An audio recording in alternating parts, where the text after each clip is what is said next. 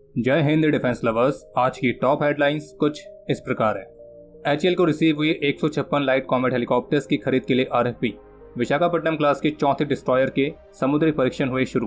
Project 75I के लिए इस महीने के आखिरी सप्ताह में इंडियन नेवी स्पेन में कंडक्ट करेगी एआईपी सिस्टम के ट्रायल्स। स्ट्राइकर आर्मर्ड व्हीकल्स के जॉइंट प्रोडक्शन के लिए भारत और अमेरिका के बीच बातचीत एडवांस स्टेज में। और कई वर्षों में पहली बार भारत के न्यूक्लियर वॉरहेड्स की संख्या पाकिस्तान से ज्यादा।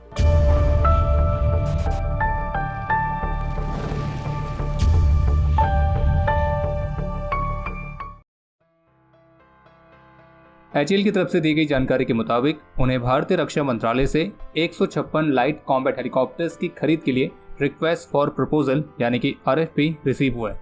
और इन 156 लाइट कॉम्बैट हेलीकॉप्टर्स में से 90 हेलीकॉप्टर्स इंडियन आर्मी के लिए होंगे और जबकि बाकी के 66 यानी कि 66 हेलीकॉप्टर्स इंडियन एयरफोर्स के लिए।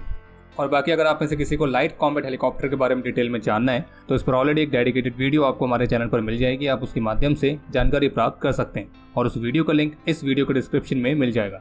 इसके अलावा एक अपडेट यह है कि विशाखापट्टनम क्लास की चौथी और आखिरी स्टेल्थ गाइडेड मिसाइल डिस्ट्रॉयर ने इंडियन नेवी की सर्विस में औपचारिक रूप से कमीशन होने से पहले अपने पहले समुद्री परीक्षणों को शुरू कर दिया है। और विशाखापट्टनम क्लास के इस चौथे डिस्ट्रॉयर का नाम रखा गया है सूरत।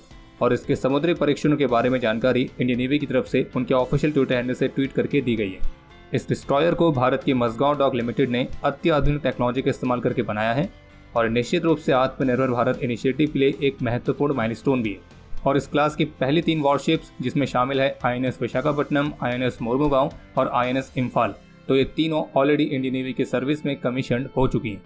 और अब जो ये चौथी और आखिरी डिस्ट्रॉयर है सूरत, तो ये भी इसी वर्ष के अंत तक इंडियन नेवी की सर्विस में कमीशन होनी है। तो जैसा कि भारत सरकार का टारगेट है कि 2024-25 तक भारत के डिफेंस एक्सपोर्ट को $5 बिलियन तक पहुंचाना, लेकिन भारत अपने इस गोल को कैसे अचीव कर सकता है, तो इससे ही संबंधित एक स्टडी नेक्स्ट जेन एग्जीबिशंस द्वारा कंडक्ट की गई थी। और इसी स्टडी से संबंधित एक रिपोर्ट पीटीआई न्यूज एजेंसी की तरफ से जारी की गई है, जिसमें नेक्स्ट जेन एग्जीबिशंस के डायरेक्टर के हवाले से बताया गया है कि प्रोक्योरमेंट कैटेगरीज में बढ़ोतरी करना और क्वालिटी और इनोवेशन पर जोर देने से भारत ने ग्लोबल स्टेज पर एक रिलायबल डिफेंस इक्विपमेंट सप्लायर की पोजीशन को स्थापित किया है।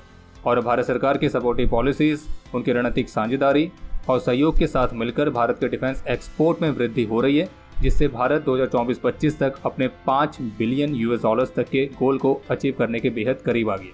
आपको बता दें कि जो स्टडी है ये भारत की 15 अलग अलग सिटीज़ में कंडक्ट की गई थी, जिसमें 130 से अधिक नेशनल और इंटरनेशनल आर्म्स, एम्युनिशन और सिक्योरिटी इक्विपमेंट मैन्युफैक्चरर्स, एक्सपोर्टर्स और स्टार्टअप्स शामिल थे। बाकी स्टडी में इस बात को भी जोर दिया गया कि फॉरेन डायरेक्ट इन्वेस्टमेंट यानी कि एफडीआई को और भी आसान बना के रिसर्च एंड डेवलपमेंट और मैन्युफैक्चरिंग कैपेबिलिटीज़ को बढ़ा के भारत इस गोल को और आसानी से प्राप्त कर सकता है। और इसके अलावा एआई और बाकी की फ्यूचरिस्टिक टेक्नोलॉजीज के साथ एक टेक्नोलॉजी इंटीग्रेशन और एक robust skill development ecosystem industry ready professionals के लार्ज पूल को क्रिएट करता है। बाकी वर्तमान समय में भारत अभी 75 से अधिक कंट्रीज को डिफेंस इक्विपमेंट एक्सपोर्ट कर रहा है, जो कि इस बात को दर्शाता है कि भारत कैसे ग्लोबल डिफेंस मार्केट में धीरे धीरे अपनी पोजीशन बढ़ा रहा है। एएनआई के साथ एक्सक्लूसिव इंटरेक्शन में स्पेनिश फर्म नेवेंटिया के ऑफिशियल्स की तरफ से बताया गया है कि इंडियन नेवी अपने प्रोजेक्ट 75I वाले प्रोग्राम के लिए इस महीने के अंत तक स्पेन में क्रिटिकल इक्विपमेंट के ट्रायल्स कंडक्ट करेगी। और स्पेनिश फर्म के ऑफिशियल्स का क्लियरली कहना है कि वे प्रोजेक्ट 75I वाले प्रोग्राम की प्रोग्रेस के लिए हर पॉसिबल तरीके से सपोर्ट करने की इच्छा रखते हैं, जिसमें समय से एक्सपोर्ट क्लियरेंस प्रोवाइड करना, अम्ब्रेला एग्रीमेंट साइन करना, तो इस तरह की चीज़ें भी शामिल हैं। और आपको बता दें कि इस महीने के अंत तक जिन क्रिटिकल इक्विपमेंट के ट्रायल्स की बात की जा रही है वो कुछ और नहीं बल्कि सबमरीन्स के एआईपी सिस्टम्स के ट्रायल्स हैं, जो कि प्रोजेक्ट 75I प्रोग्राम में सबसे महत्वपूर्ण क्राइटेरिया में से एक है। और इसी महीने के आखिरी सप्ताह में स्पेन के एआईपी सिस्टम के फील्ड इवैल्यूएशन ट्रायल्स को कंडक्ट किया जाएगा।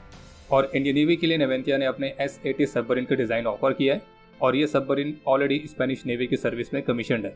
और कंपनी क्लेम करती है कि उनकी जो S-80 सबमरीन का डिज़ाइन है वो प्रोजेक्ट 75I प्रोग्राम के लगभग सभी टेक्निकल रिक्वायरमेंट्स को पूरा कर सकता है, और वो भी बिना किसी और रीडिज़ाइन के। और इस सबमरीन के साथ नेवेंटिया 3rd जनरेशन की बेस्ट यानी कि bio ethanol stealth technology AIP और एडवांस सेंसर सूट जैसी लेटेस्ट टेक्नोलॉजीज भी ऑफर कर रहा है। और इस प्रोजेक्ट के लिए एक proven lithium ion battery technology provide करने के लिए नेवेंटिया ने ऑलरेडी भारत के एल&टी के साथ पार्टनरशिप कर रखी है। बाकी आसान शब्दों में आपको समझाया था कि जो प्रोजेक्ट 75I वाला प्रोग्राम है उसके तहत इंडियन नेवी को 6 advance conventionally powered attack submarines मिलेंगी, जो कि नेवी की सिंधु घोष क्लास के सबमरीन्स को रिप्लेस करेंगी। और फिलहाल इस प्रोग्राम में अब केवल 2 ही फॉरेन कंटेंडर्स बचे हुए हैं, जिसमें से एक है जर्मनी की थाइसन-करप मरीन सिस्टम और दूसरी है स्पेन की नेवेंथिया। अगर ये टेंडर स्पेनिश फर्म नेवेंथिया जीतती है तो वो अपनी इंडियन पार्टनर एल&टी के साथ मिलकर ये सबमरीन्स भारत में बनाएगी टेक्नोलॉजी ट्रांसफर के अंडर।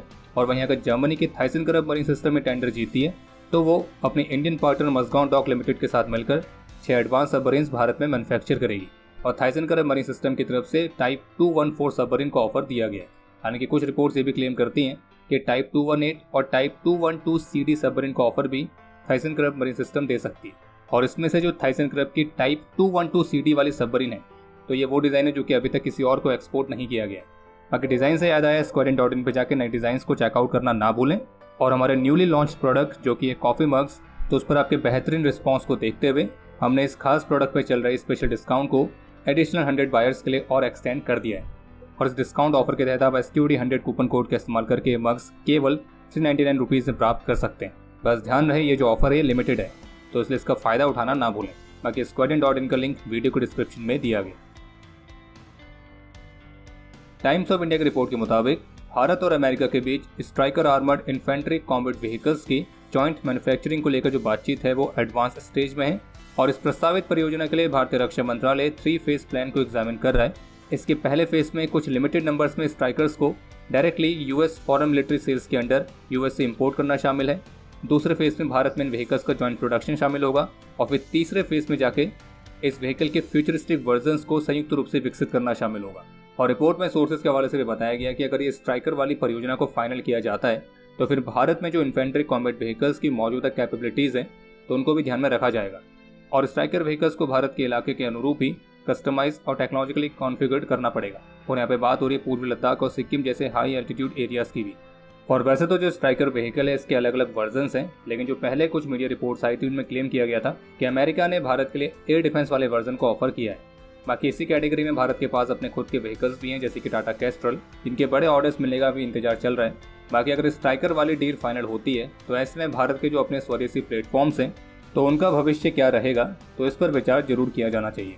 बाकी अगर आपको टाटा कैस्ट्रल और स्ट्राइकर के बीच कंपैरिजन देखना है तो इस पर ऑलरेडी एक वीडियो डिफेंस इनसाइट चैनल पर अपलोड की गई है, आप उसके माध्यम से भी जानकारी प्राप्त कर सकते हैं।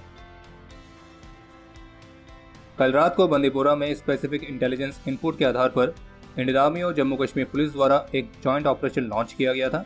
और अभी जिसमें हमें वीडियो रिकॉर्ड कर रहे हैं तब तक आई रिपोर्ट्स के मुताबिक इस ऑपरेशन के दौरान एक पाकिस्तान द्वारा स्पॉन्सर्ड सुअर को सफलतापूर्वक होरीफाइड कर दिया गया। बाकी ये जो ऑपरेशन है ये अभी जारी है। इसके अलावा सोमवार को हंदवाड़ा में सिक्योरिटी फोर्सेस की जॉइंट टीम ने एक हिजबुल के आतंकी को भी गिरफ्तार किया है, जिसकी पहचान जाकिर हामिद मीर के तौर पर हुई है और इसके पास से कुछ हथियार भी बरामद किए गए हैं। बाकी इसके अलावा सोमवार को मणिपुर की सिक्योरिटी सिचुएशन को रिव्यू करने के लिए केंद्रीय गृह मंत्री श्री अमित शाह ने एक हाई लेवल मीटिंग कंडक्ट करी थी।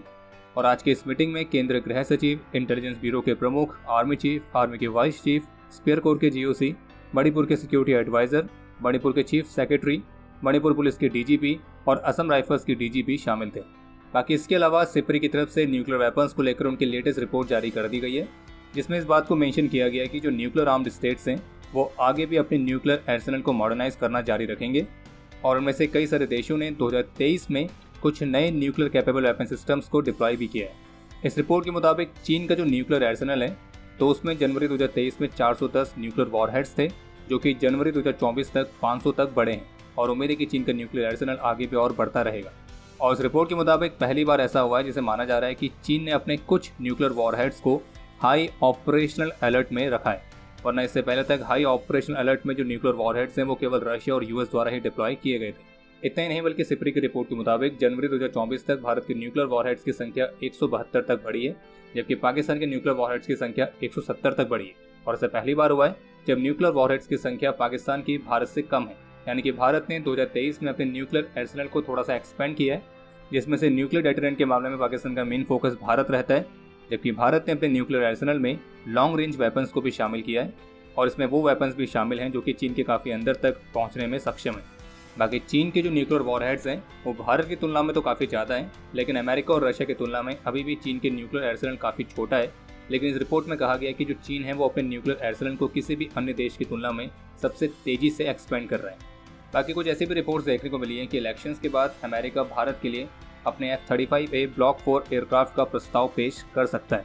लेकिन आपको बता दें कि अभी तक इस पर कोई भी ऑफिशियल कमेंट नहीं आया है। और अब समय है आज के इतिहास का। आज के दिन 2019 में अनंतनाग में अपने अदम्य साहस और वीरता का परिचय देते हुए मेजर केतन शर्मा वीर गति को प्राप्त हुए थे। आज के दिन 1998 में पुंछ में अपने अदम्य साहस और वीरता का परिचय देते हुए मेजर रोहित शर्मा ने अपना सर्वोच्च बलिदान दिया था और इन्हें मरणोपरांत शौर्य चक्र से सम्मानित किया गया। आज के दिन 2003 में असम में मिलिटेंट्स का मुकाबला करते हुए मेजर इंद्रजीत सिंह बाबर वीर गति को प्राप्त हुए थे और इन्हें मरणोपरांत कीर्ति चक्र से सम्मानित किया गया।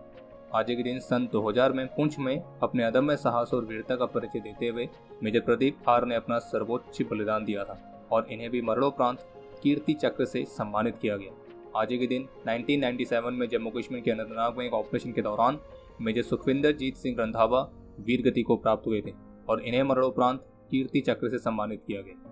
बाकी आपके लिए आज का प्रश्न यह है कि दुनिया में टोटल कितनी कंट्रीज हैं जो कि न्यूक्लियर आर्म्ड स्टेट्स में आती हैं। और अब समय है आज के टॉप 3 कमेंट्स का, जो ये रहे आपकी स्क्रीन पर।